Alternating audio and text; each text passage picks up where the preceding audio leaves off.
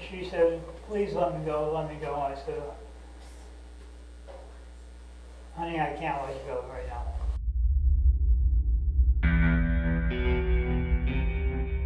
Words that send chills down anyone's spine. You can't help but feel that in your own heart.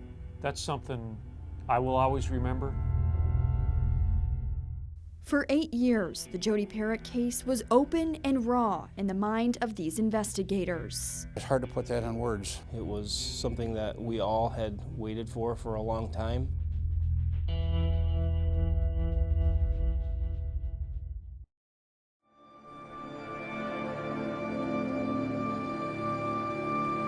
It was evening, November 8th, 2007. Jodi's mother was the one who found her 11-year-old daughter with marks around her neck and wrists, not breathing. She was wearing the same black sweater she wore earlier that day. No trace of her killer. Investigators did find blood and saliva on Jodi's chest and sweater. Here's what police told WSBT 22 back in 2007. We have his DNA, and we just want the rest of them. And we're going to find the rest of them. In 2011, Michigan's cold case team took over. More DNA tests than any other case in the state. 2,000 tips, 4 investigators. One of those, Trooper Brian Fuller. I have a daughter that is the same age as Jodi would be. And you can't help but feel that in your own heart as it relates to your own personal being.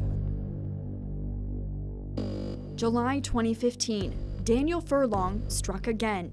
He lured a 10-year-old girl into his garage, tried to tie her up, and later admitted he was going to kill her. She got away. He was arrested and voluntarily gave his DNA. And for the first time, they had it to test in Parrott's murder. One phone call from the DNA lab, and Lieutenant Chuck Christensen knew. Tell me we got a hit. And she said, yeah, you're not going to believe it, we did. All of a sudden, investigators were on the brink of what would become the most critical break in the Jodi Parrott case. Furlong's DNA was an exact match to the blood and saliva found on Jodi's chest and sweater. That's when my heart was beating and you get ramped up psychologically. He then had the job of telling Daniel Furlong at his White Pigeon home the evidence against him was solid. How do you explain your blood being on her? I can't. I don't think it's my blood. You're gonna have to, it is, there's no question about that. You could see the color drain from his face. He started shivering uncontrollably. He knew that we knew it was him, without a doubt. Mr. Furlong's urges or whatever it was that sparked him to strike again, basically, led to his demise in the solving of the Jodi Parrott investigation. I thought, oh God, what did I do here? You know. What did you do? That's when I put the bag over her face. What was the reason for that, though?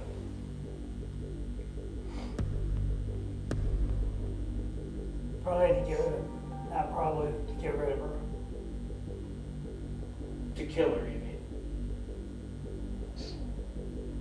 When that came out, when he fully admitted that that was an intentional act, I went from thinking there's a sick person to there's a real bastard.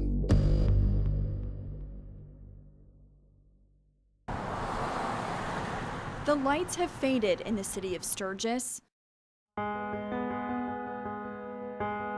We've never been able to move on. An answer We've always wondered where, how, who. untold. She was a very sweet little girl. Brittany Beers loved her hair, the color pink, and everyone knew her smile. Yeah. Painted in the minds of her family. We still see her as the little 6-year-old.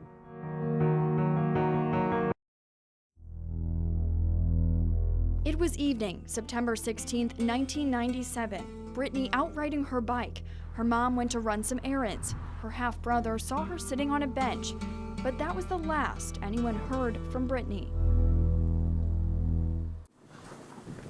I haven't given up. We haven't given up. It's in this room in the Sturgis Police Department that the light stays on for Brittany's case. There's 10 binders of the tips.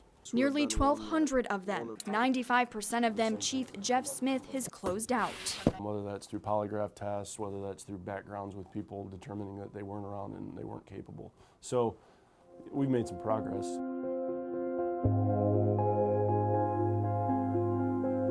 Then this year, Daniel Furlong convicted of murdering 11-year-old Jodi Perrick 8 years after her body was found in a Constantine cemetery. When we first heard of that, flags started to go up. Perrick's body found 15 miles away from where Beers went missing.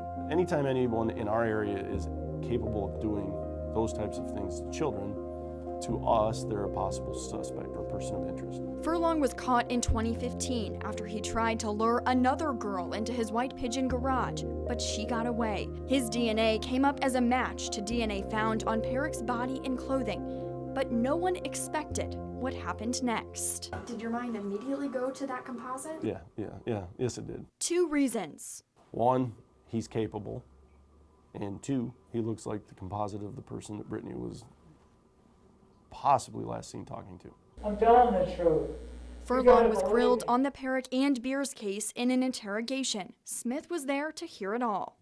Cold, unremorseful. It didn't seem like he really cared. And that attributes to the fact that that's why it doesn't sit well with me. But he says what he heard isn't good enough. We know what he did to Jodi Perrick. And then several years later, he basically tried to do the same thing again, other than the girl in White Pigeon was able to escape. So if that's the case, what's to say he didn't do it before?